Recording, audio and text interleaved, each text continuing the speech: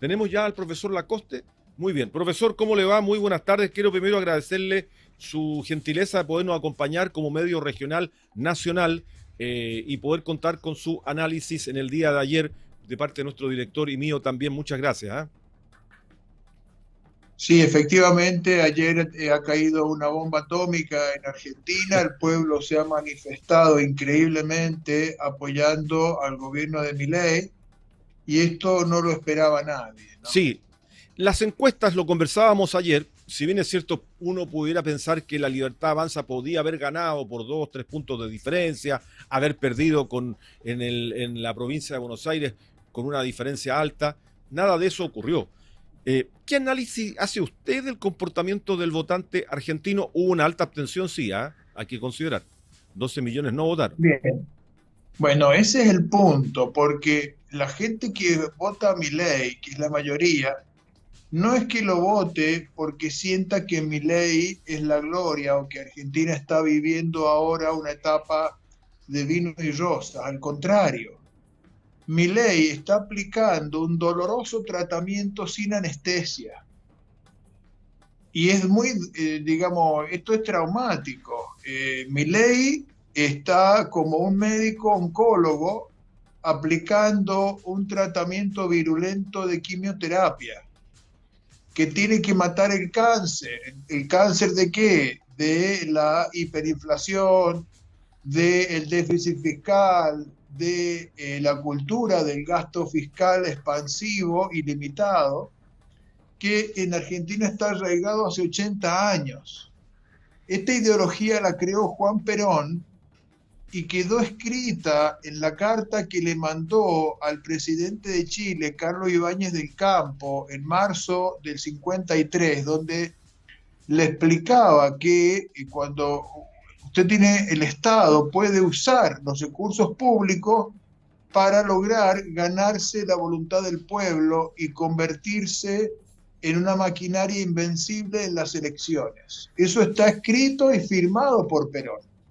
Correcto. A partir de ahí, los políticos argentinos aplicaron ese criterio hasta hace 2 años, desde todas las secciones políticas, o sea, no solo los peronistas, que han sido la fuerza hegemónica en los últimos 80 años, sino también los radicales, los militares, todas las fuerzas que gobernaron Argentina, consolidaron esa ideología del gasto fiscal expansivo, el déficit fiscal y la superinflación. El promedio de la inflación argentina en 80 años fue más del 80% anual.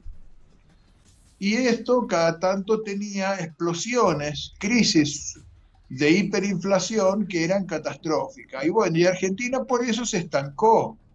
O sea, Argentina era el sexto país más rico del mundo en el año 45, cuando llegó Perón. Por eso era el lugar donde iban los migrantes de los países pobres a los países prósperos, así como hoy Venezuela es un desastre que expulsa población porque el salario es de $1 al mes, el salario mínimo. Bueno, en esa época Argentina recibió 3 millones de italianos, 2 millones de inmigrantes de España y 1/4 de millón de franceses. O sea, Argentina era más rica que esos países europeos. Esa es la Argentina opulenta y próspera y rica que teníamos hace 80 años. Viene el peronismo, aplica esta ideología y la economía argentina se traba, se plancha, y hoy Argentina, en lugar de seguir convocando inmigrantes, expulsa.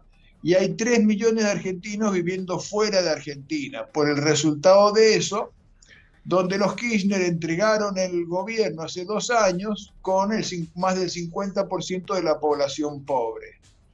Entonces, para salir de eso, Milei dice: yo voy a enderezar la macroeconomía, voy a superar el déficit fiscal, voy a enderezar el equilibrio de las cuentas públicas y entonces vamos a poder resurgir. Pero eso generó un ajuste dolorosísimo. Es como un tratamiento de quimioterapia. Tengo que matar el cáncer Sí. a una costa de dañar tejido sano que genera mucho dolor. La gente que Profesor, está en claro, quimioterapia sufre mucho. Bueno, exacto. así Ahora, está Argentina. sí, Sí, eso en lo técnico desde el punto de vista económico, claramente, él es economista y lo había advertido, él era panelista de programas y esto ya se sabía de antes, qué había que hacer en Argentina, que era era un choque el que tendría que hacer. Ahora, en lo político, ha sido un tipo que ha sido extremadamente virulento, debiera cambiar su comportamiento en estos próximos 2 años, establecer un diálogo mayor con la centroderecha, con el PRO, por ejemplo, debiera acompañar este buen resultado que está teniendo o que va a tener un resultado económico, entendemos, de mejor calidad para los próximos meses, con un diálogo político de mejor calidad, porque él no es político. claro, él no es político y nunca aprendió nada de política y es muy torpe, y tiene un carácter, una personalidad realmente con muchas limitaciones, medio discapacitado en el manejo de las relaciones interpersonales, ofende, lastima, consigue enemigos innecesariamente. Entonces, bueno, yo creo que después de esta victoria, ahora tiene la gran oportunidad, si mejora su actitud política, si se abre a construir una alianza, como acaba usted de decir, se acerca a dialogar mejor con el PRO, con la gente de Macri, y bueno, eso sí puede hacer que ahora se le abra un camino mucho más amplio, mucho más sereno, porque él tiene más o menos 100 diputados y 20 senadores. Si a eso le suman los del PRO y algunas fuerzas provinciales, puede tener mayorías para aprobar las leyes que necesita para seguir bajando la corrupción, seguir bajando la sobreregulación, la hiperinflación de reglamentarismo, así como en Chile se habla de la permisología. En Argentina también hay una enorme cantidad de normativas acumuladas en los últimos 80 años que tienen trabada la economía. Entonces, él puede sacar esas leyes siempre y cuando sea capaz de mejorar la torpe actitud que ha tenido hasta ahora y construir un espacio de diálogo con el centro derecha y con el centro, ¿no? Exactamente. Ahora, lo que está viviendo Argentina, no se esperaba una elección de estas características, digamos, de un triunfo tan holgado en la elección de medio tiempo, de medio término. Esto lo había logrado Macri, sí, el año 2017, el 40%, ¿no? Frente Sí. al kirchnerismo. Sí, pero es totalmente distinto, porque ¿Ya? Macri, cuando asume en el 2015, arma una estrategia para ganar esa elección. Ya. Entonces no hace el ajuste, opta por el gradualismo y en la elección del 17 llega y gana con tranquilidad, pero teniendo la macro todavía desequilibrada.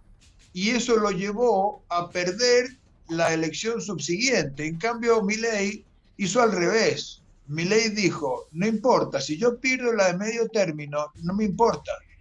Yo tengo que hacer primero el ajuste, enderezar la macro, porque si yo logro después cruzar el río de la de medio término, más o menos, aunque pierda, pero después empieza a reactivarse la economía. Acuérdese usted que es muy difícil cuando usted tiene muchos años y tiene mucha inflación y mucho déficit fiscal, poder sacar al país y a la economía de ese hoyo es muy duro. Al gobierno de Chile, que recibió también en el 73 la economía devastada, con un 607% de inflación anual, con un fuertísimo déficit fiscal, ¿cuánto le costó bajar la inflación?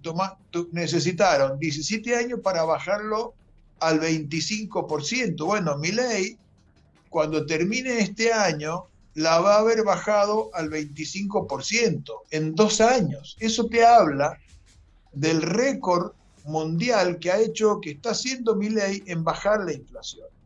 Entonces, con esta victoria que nadie imaginaba, ni el propio Milei, ¿por qué no la imaginaban? Porque tuvo que hacer en estos 2 años un trabajo más sucio, más doloroso, la terapia de quimio más dura, más intensiva, una operación sin anestesia, y por eso hay mucha gente dolida que no quiso ir a votar el 7 de septiembre en la provincia de Buenos Aires, y ayer fue un poco de mala gana, con dolor, con frustración, pero finalmente fue y le dio el mandato popular a Milei de continuar con esto, pero ahora en condiciones mucho más favorables los 2 años que le quedan. Exactamente. Y efectos son que retrocedió el dólar, la bolsa y las acciones argentinas en Wall Street subieron hasta un 48% tras el triunfo del gobierno en las legislativas. Hay un efecto económico que ha sido inmediato. Bueno, y hay que ver cómo viene ahora. Se habla de privatizaciones, se habla de reformas y tendrán los votos en el Congreso a partir de ahora, Milei, para poder avanzar en esa línea y ver cómo se desarrolla la economía en Argentina. Pablo, muchas gracias por este contacto, académico de la Universidad de Santiago de Chile, analista internacional, que ha podido conversar ayer largamente en la transmisión y hoy nuevamente con nosotros para dar ya el contexto final a esta elección, como usted ha dicho, sorpresiva y sorpresiva para todo el mundo también, incluso en la propia Argentina. Gracias, profesor. Muchas gracias, nos vemos en la próxima. Que esté muy bien. Ahí estaba el analista internacional Pablo Lacoste.